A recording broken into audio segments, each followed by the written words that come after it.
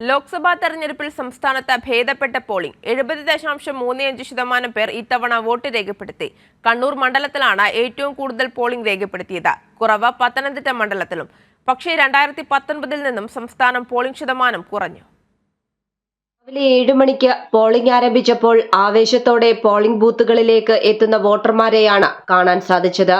കഠിനമായ ചൂടിനെ അവഗണിച്ചും ഉച്ചവരെയും വോട്ടർമാർ കൂടുതലായി പോളിംഗ് ബൂത്തുകളിലെത്തി.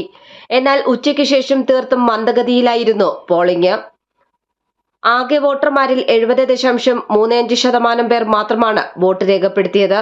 ഏറ്റവും കൂടുതൽ പോളിംഗ് കണ്ണൂർ മണ്ഡലത്തിലായിരുന്നു, 75.74%.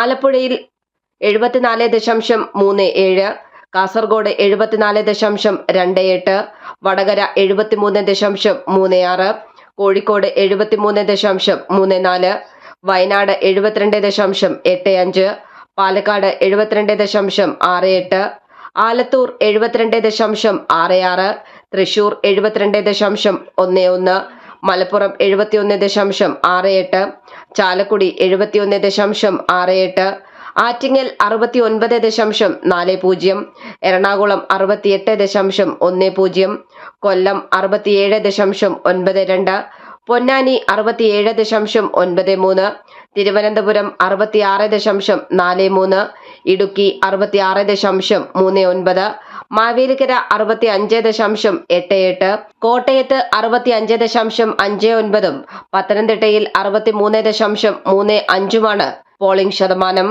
ഏറ്റവും കുറവ് പത്തനംതിട്ട മണ്ഡലത്തിലാണ്.